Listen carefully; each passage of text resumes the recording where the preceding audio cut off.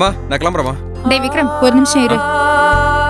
இந்தாடா உன்னோட tiffin box. ஓ தேங்க்ஸ்மா, நான் கிளம்புறேன். ஏய் இருடா, உன்கிட்ட ஒரு முக்கியமான விஷயம் பேசணும்னு நினைச்சிட்டு இருந்தேன். நீயும் நிறைய வேலை இருக்குன்னு சொல்லி 4-5 நாள் அவசரமா கிளம்பி போயிட்டு இருக்க. உன் தங்கச்சி என்னடானா அவ எக்ஸாம் எழுதுறதுக்கு வீட்டுல இருக்கிற எல்லாரையும் படிக்க வச்சிட்டு இருக்கா. எப்பா சாமி, எனக்கு போதும் போதும்னு ஆயிடுது. பாக்கியம், அவ சின்ன பொண்ணு, கொஞ்சம் அப்படி இப்படிதான் இருப்பா, விட. இன்னும் எத்தனை நாளைக்குங்க? அவளுக்கும் கல்யாண வயசு வந்துருச்சுல்ல. அம்மா நான் கிளம்பட்டுமா? இருடா. சரி, உனக்கும் பிரியாவுக்கும் அப்படி என்னதாண்டா பிரச்சனை? பொண்ணுங்கன்னா கொஞ்சம் அப்படி இப்படி இருக்கதாண்டா செய்வாங்க. நான் கூட கல்யாணம் ஆன புதுசுல உங்க அப்பா கிட்ட கோச்சிக்கிட்டு அடிக்கடி எங்க அம்மா வீட்டுக்கு போயிடுவேன். ஏய், அடிக்கடிலாம் இல்லடா. உங்க அம்மா எப்பவுமே அவங்க அம்மா வீட்டுல போய் தான் கோச்சிக்கிட்டு உட்காந்துருப்பா. அதுக்கப்புறம் நான் தான் போய் சமாதானம் பண்ணி உங்க அம்மாவை அழைச்சிட்டு வருவேன். இப்ப என் கதை ரொம்ப முக்கியம் பாருங்க. டே விக்ரம், நான் சொல்றதை கேளுடா. பிரியாதான் விவரம் இல்லாம சண்டை போட்டுக்கிட்டு அவன் அம்மா வீட்டுக்கு போயிடுறான்னா, நீயும் அவளை அப்படியே விட்டுறக்கூடாதுடா. நான் குத்தி காட்டுறேன்னு நினைக்காத. நீங்க 2 பேரும் ஒருத்தர் பிடிச்சுதானப்பா கல்யாணம் பண்ணிக்கிட்டீங்க. அதுக்குள்ள திக்கு வேற திசை வேறன்னு ஆளுக்கு ஒரு பக்கம் நின்னா என்னப்பா அர்த்தம்? அம்மா நீ ஒன்னும் தப்பாலாம் கேட்கலாமா, என் கூட சண்டை போட்டு கூட கேட்கலாம். தானே தெரிவிட்ட வாழ்க்கை வீணா போகணும் தானே சொல்லுவாங்க. அந்த மாதிரி தாமா இதுவும். ஆக்சுவலா நீங்க நினைக்கிற மாதிரி பிரியா இல்லைன்னு சொல்றதை விட அவ நான் நினைச்ச மாதிரி பொண்ணு கூட இல்லம்மா. ஏமாத்திட்டேன்னு அவ என்ன சொல்லுவா, ஆனா ஏமாந்து போனது என்னவோ நான் தாமா. இது அவ்வளவுதாமா, அப்படியே விட்டுருங்க. டேய், இப்படி சொன்னா எப்படிரா? நீ திரும்பவும் அவளை வீட்டுக்கு கூட்டிட்டு வந்து நல்லபடியா குடும்பம் நடத்தணுங்கிறது தாண்டா எங்க எல்லாரோட ஆசையும். டே விக்ரம், புருஷன் பொண்டாட்டி சண்டைக்குள்ள 3வது மனுஷங்க யாருமே தலையிடக்கூடாது. அது அம்மா அப்பாவா இருந்தாலும் அவங்க 3வது மனுஷங்க தாண்டா. நீ இவ்வளவு தூரம் சொன்னதுனால கேட்கிற. அப்படி உங்களுக்குள்ள என்னதான்ப்பா பிரச்சனை?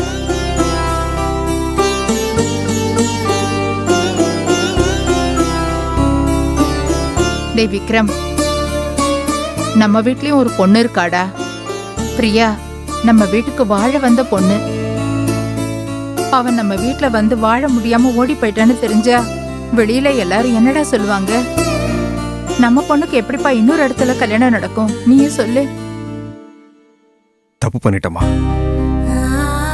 அததான் சரி பண்ண முடியாம இப்ப நான் தவிச்சுக்கிட்டு இருக்கேன். எதிர்பார்ப்புன்னு ஒண்ணு இருந்தா ஏமாற்றம்னு ஒண்ணு இருக்கும்ல. பிரியாவுக்கு வாழ்க்கை முழுக்க எதிர்பார்ப்பு மட்டும்தான் இருக்கு. அப்பா கூட நான் கார்ல போனது வந்தது சுத்துனது இதெல்லாம் பார்த்து மனசுக்குள்ள அவ என்ன பெரிய பணக்காரன் நினைச்சுக்கிட்டாமா. கல்யாணம் முடிஞ்சு வீட்டுக்கு வந்த நாள்ல இருந்து அவளுக்கு உங்களை மட்டும் இல்ல, இந்த வீடு என்ன இப்படி எதையுமே அவளுக்கு சுத்தமா பிடிக்கலமா.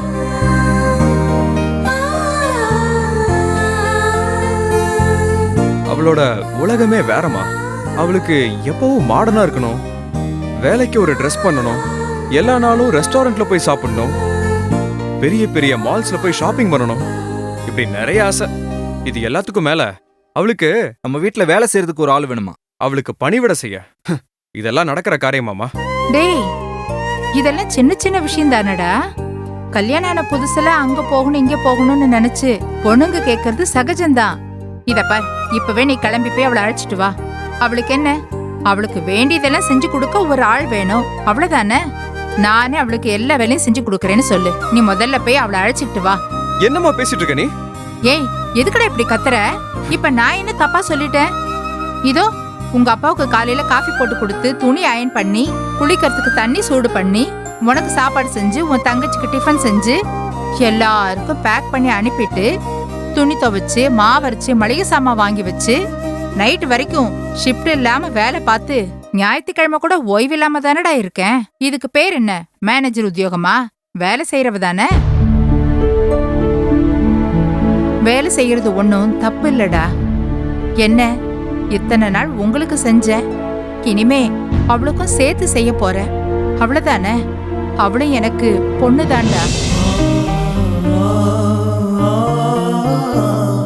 அவளுக்கு அத்தைன்னு சொல்றதுக்கு இஷ்டம் இல்லைன்னா கூட பரவாயில்ல, பாக்கியன்னு சொல்லிட்டு போறா. இல்ல இப்ப யாரடா வேணான்னா? அவளுக்கு கை கால் அமுக்கி விடுறதுக்கு, எல்லா வேலையும் செய்யறதுக்கு அத்தை நான் இருக்கேன்னு சொல்லுடா. போடா, போய் அவளை கூட்டிட்டு வாடா. அவளை இந்த வீட்டுல ராணி மாதிரி பார்த்து போன்னு சொல்லி அழைச்சிட்டு வா. போ.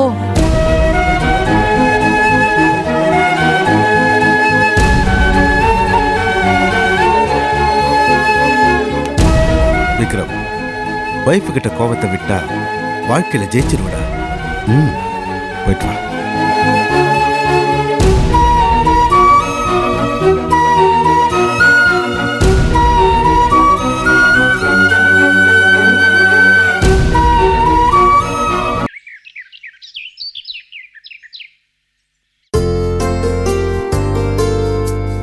ஏய் மல்லிகா, வாடி. பாரதிக்கு மெடிசன் வாங்க போறேன். சரி, பாரதி எங்க? அவ ரூம்ல தான் இருக்கா, நீ போய் பாரு. சரி. பாரதி, மல்லிகா வந்திருக்காடி, நீ போய் பாரு. பாரதி, வாங்க மல்லிகா, எப்படி இருக்கீங்க? நான் நல்லா இருக்கேன். நீ எப்படி? மல்லிகா நல்லா இருக்கேன். வாமா. அம்மா எப்படி இருக்கீங்க? நர்மதா எப்படி இருக்கா? எல்லாரும் நல்லா இருக்காங்க. நீ எப்படி இருக்க? உங்க வீட்ல எப்படி இருக்காங்க? எல்லாரும் நல்லா நீ இருக்காங்க. உட்காருமா, நான் போய் காஃபி போட்டு எடுத்துட்டு வரேன். அம்மா, நீங்க சிரமப்படாதீங்க. நான் இப்பதான் வீட்ல சாப்பிட்டு வந்தேன். என்னம்மா நீ எங்க வீட்டுக்கு வந்திருக்க, உன்னை எப்படி சாப்பிடாம அனுப்புறது?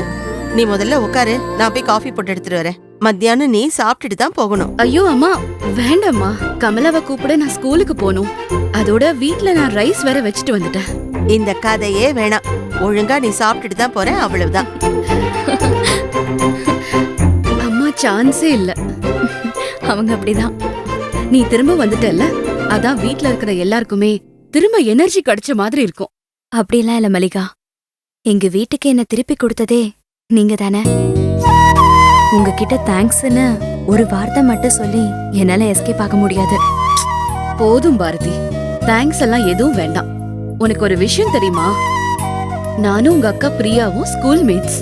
அக்கா சொன்னா, நமக்குள்ள போன ஜென்மத்துல ஏதோ ஒரு விட்டுக்குறை தொட்டக்குறை இருக்குன்னு நினைக்கிறேன். பாரதி, நான் உன்னை பார்த்து ஒரு முக்கியமான விஷயம் பேசணும் தான் வந்தேன்.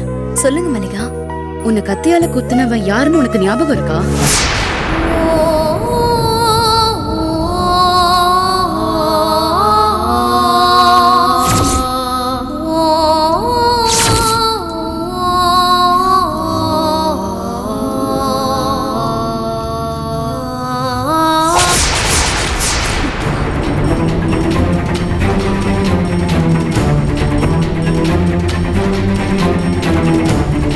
மல்லிகா, அவனை பத்தி தான் நானும் உங்ககிட்ட கேட்கணும்னு நினைச்சேன். ஆனா எந்த ஒரு கிளாரிட்டியும் கிடைக்கல. ஹாஸ்பிட்டல்ல இருந்து வந்ததும் யாருக்கிட்ட இதை பத்தி பேசணுன்றதும் எனக்கு தெரியல. அம்மாவும் என் மேல ஏற்கனவே கோவமா இருந்தாங்க. அதனால இந்த டாபிக் நான் ஓபன் பண்ணல. நானும் உனக்கு கொஞ்சம் பெட்டர் ஆனதும் இந்த விஷயத்தை டிஸ்கஸ் பண்ணலாம் தான் நினைச்சேன். பாரதி, நடந்தது ஒரு ஆக்சிடென்ட் கிடையாது, அது ஒரு இன்சிடென்ட். அதனால அதோட பாதிப்பு உனக்கு தொடர்ந்து இருந்துகிட்டே தான் இருக்கும். நீங்க சொல்றது கரெக்டா மல்லிகா. என்னை கொலை பண்ணணும்னு நினைச்சவன் அவன் பிளான் ஃபெயிலியர் ஆன உடனே திரும்பவும் எப்படி என்னை கொலை பண்ணலான்னு யோசிச்சுட்டு இருப்பான். கரெக்ட் பாரதி. அதனால அவன் யாரு என்னன்னு நம்ம கண்டுபிடிச்சே ஆகணும். மல்லிகா, அன்னைக்கு என்ன ஒருத்தன் கத்தியால குத்துனது எனக்கு தெரியும். பட் எனக்கு யாருமே எதிரிங்க கிடையாது. என்னை கொலை பண்ற அளவுக்கு யாரும் எனக்கு வேண்டாதவங்களும் கிடையாது. பாரதி, இத கொஞ்சம் பாரு.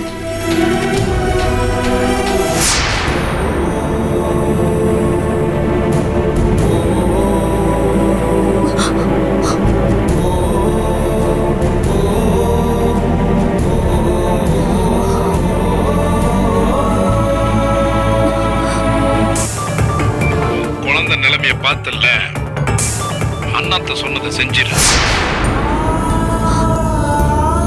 என்ன மல்லிகா இது? கமலாவை இப்படி டார்ச்சர் பண்ணிருக்காங்க? பாரதி, இது மட்டும் இல்ல. என்னைக்கு ஒண்ணு நான் ரோட்ல இருந்து தூக்கிட்டு போய் ஹாஸ்பிட்டல் அட்மிட் பண்ணனும், அன்னையில இருந்து இதெல்லாம் ஆரம்பமாயிடுச்சு.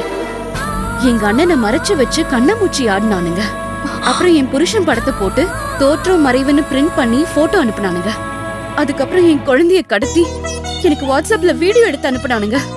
அது மட்டும் இல்ல, என் வீட்டுக்கு ரவுடிங்ல எல்லாம் அனுப்பி மிரட்டினானுங்க. சரி, நீங்க போலீஸ் கிட்ட போகலையா? போகலையாவா? கமிஷனர் வரைக்கும் எல்லாருக்கும் இந்த கதை தெரியும் பாரதி. அவங்களும் நிறைய இன்வெஸ்டிகேட் பண்ணதா செஞ்சாங்க. ஆனா எதுவுமே யூஸ் இல்ல. அப்போ கொலைகாரன் யாருன்னு போலீஸால இன்னும் கண்டுபிடிக்க முடியலையா? தெரியல பாரதி. ஆனா நீ ஹாஸ்பிட்டல்ல இருந்து வெளியில வர்ற வரைக்கும் எனக்கு டார்ச்சர் கொடுத்துக்கிட்டே தான் இருந்தானுங்க. இப்ப எனக்கு எந்த டார்ச்சரும் இல்ல.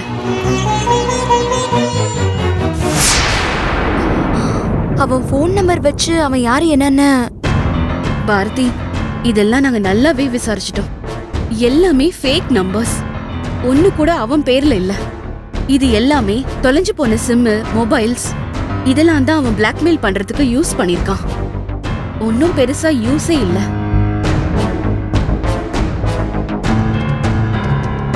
பொதுவா ஒருத்தங்களை கொலை பண்ற அளவுக்கு போனா அதுக்கு என்ன பின்னணி இருக்கும்?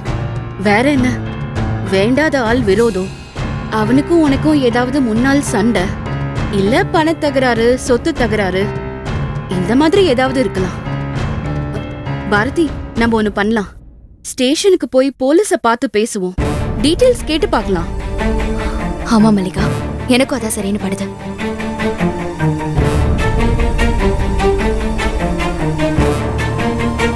ஏன்னா இது முடிஞ்சு போய் ஃபுல் ஸ்டாப் வைக்க வேண்டிய விஷயம் இல்ல. எப்ப வேணாலும் அவன் கமா போட்டு கண்டினியூ பண்ணுவான். நாம தான் ஜாக்கிரதையா இருக்கணும்.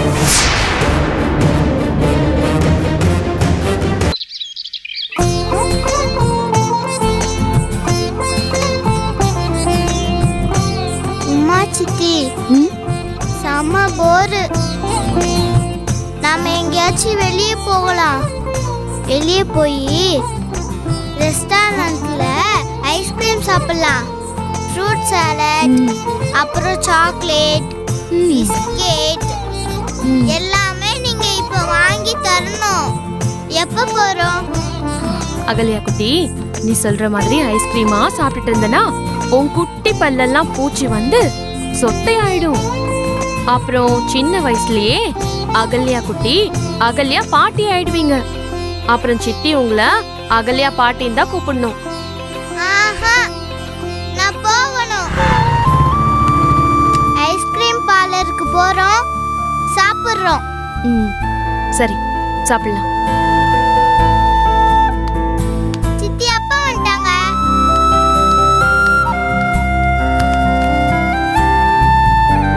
ஏங்க, மத்தியானம் சாப்பிட வரேன்னு சொன்னீங்க, சாப்பிட வராம எங்கங்க போயிட்டீங்க?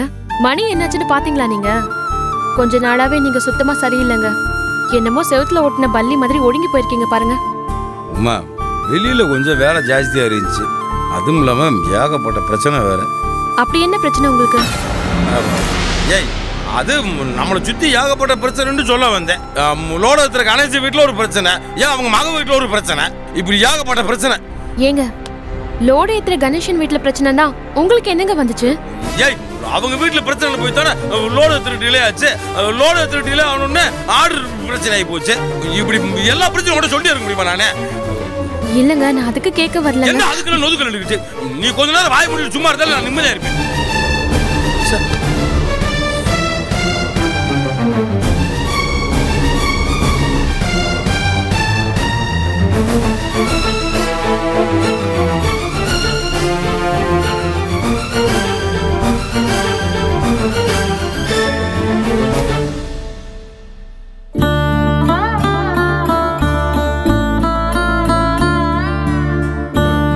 உமா, அது ஒன்றும் இல்லை உமா, நான் ஒரே ஆளாக இருக்கேண்ணா. அதான் புதுசாக லோடத்திற்கு திடீர்னு வண்டி கேட்குறாங்க. எல்லாரும் உடனே வேலையை சொல்கிறதுனால என்னால் ஒரு ஆளாக சமாளிக்க முடியல உமா. முந்தா நாள் நைட்டு வண்டி ஓட்ட ஆரம்பிச்சவன் இன்னைக்கு காலையில் வரைக்கும் வண்டி ஓட்டிட்டு இப்போ தான் வீட்டுக்குள்ளே நுழையிறேன். வீட்டுக்குள்ளே நுழையும் ஒரு மனுஷங்கிட்ட என்னாச்சு ஏதாச்சுன்னு துரி கேள்வி கேட்டுக்கிறதா எனத்தை சொல்கிறது எப்படி சொல்கிறது? சரிங்க, காலையில இருந்து நீங்க ஒண்ணுமே சாப்பிடாம இருக்கீங்க. அதான் பூரியும் பொங்கலையும் சாப்பிட்டேன். அப்புறம் என்ன? என்னது, பூரியும் பொங்கலும் சாப்பிட்டீங்களா? இன்னைக்கு நான் வீட்டுல பூரியே பண்ணலையே, காலையில இட்லி தான் பண்ணிருந்தேன். அகல்யா பாப்பாவுக்கு இட்லி பிடிக்காதுன்னு சொல்லி தோசை ஊத்தி கொடுத்தேன். நீங்க எங்க பூரியும் பொங்கலும் சாப்பிட்டீங்க? அதே பூரி பொங்கலும் சாப்பிட்டு முடியாது சொன்னேன். இங்க நம்ம வீட்டுல உட்காந்து சாப்பிட்டு முடியாது சொன்னேன். வீடு வீட்ல சாப்பிடாம வேற எங்க போய் சாப்பிட்டீங்க? ஐயோ அதே ஹோட்டல்ல நான் எங்க சாப்பிட்டேன்னு நீ கேட்குறப்ப நான் ஹோட்டல்ன்ற வார்த்தையை உன்கிட்ட சொல்லாம விட்டுட்டேன். இங்க பாருமா, இப்படி சும்மா சாதாரணமான விஷயத்துக்கெல்லாம் அவள மாதிரியே நீ துருவி கேள்வி எடுப்பீங்க. எவ்வளவு மாதிரி? இல்ல அவள மாதிரியேண்டா அவன மாதிரியே. அப்ப என் வண்டியில லோட ஏத்துறவன் இறக்கிறவன் பூரா என்னை பார்த்து சும்மா கேள்வி கேட்டுக்கே இருப்பாங்கல்ல, அதே மாதிரி நீ கேட்கறேன்னு சொன்னேன் நான். ஆமா இங்க பாருமா, இப்படி விட்டதோட என்கிட்ட கேள்வி கேட்டுக்கிறேன். என்னால பட்டு பண்ணலாம் பதில் சொல்ல முடியாது. எனக்கு கொஞ்சம் நிம்மதியா இருக்கு பிரியா. என்னவோங்க, வர வர நீங்க சரியாவே இல்ல. காலையில இருந்து நீங்க ஆளும் சரியில்லை.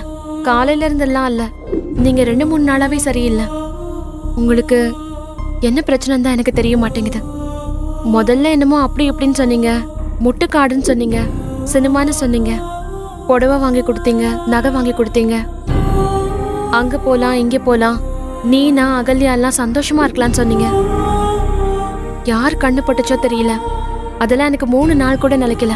உமா, எனக்கு பசி வகுத்த கிள்ளுது. வா வந்து சாப்பாடு எடுத்து வாங்க.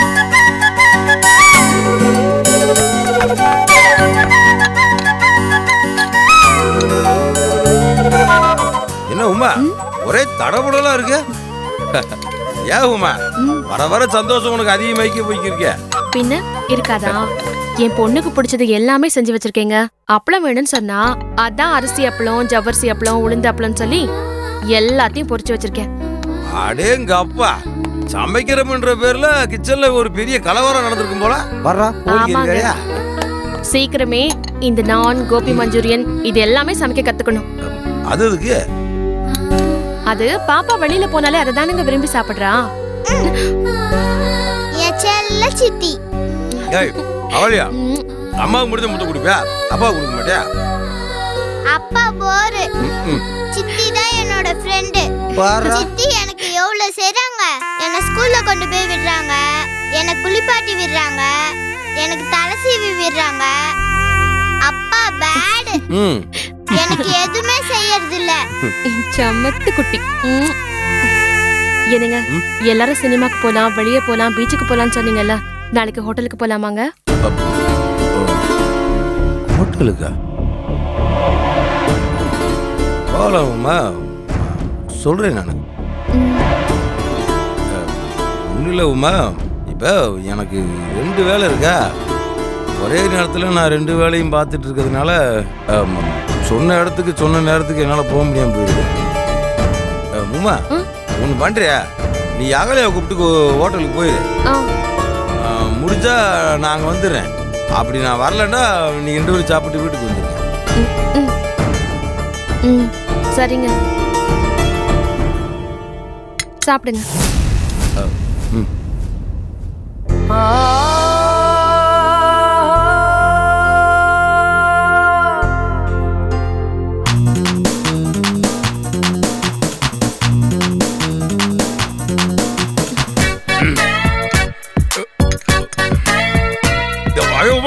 இல்லங்க சாப்பிடுங்க. ஏற்கனவே அவர் ஃபுல்லா இருக்கு. சாப்பிடுங்க.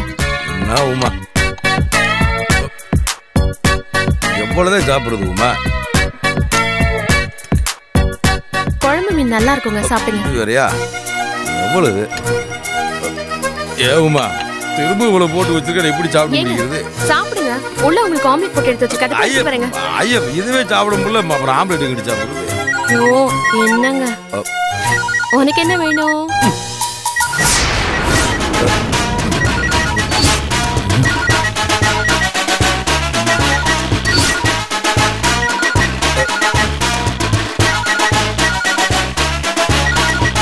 என்னங்க போன் அடிக்கிறது எடுக்க மாட்டேங்கிறீங்க? அது ஒண்ணு இல்லப்பா. ஐயோ ஐயோ ஐயோ என்ன பண்றீங்க? போன் அடிக்குதுமா, போன் அடிக்குது. போன் அடிக்குது, இப்படி என்ன பண்ணுவீங்க?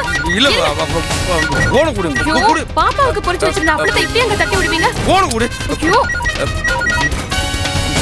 ஐயோ ஏதோ பிரான்ச் ஆபீஸ்ங்கற நம்பர்ல இருந்து கால் பண்ணுங்க. நீங்க என்னமோ பிரைம் மினிஸ்டர் ஆபீஸ்ல இருந்து கால் வந்த மாதிரி குதிச்சிட்டு இருக்கீங்க. அது தெரியுது, போன் கொடு. என்னங்க பேசுங்க. ஹலோ, என்னங்க, நான் கோகிலா பேசுறேன். கோகிலா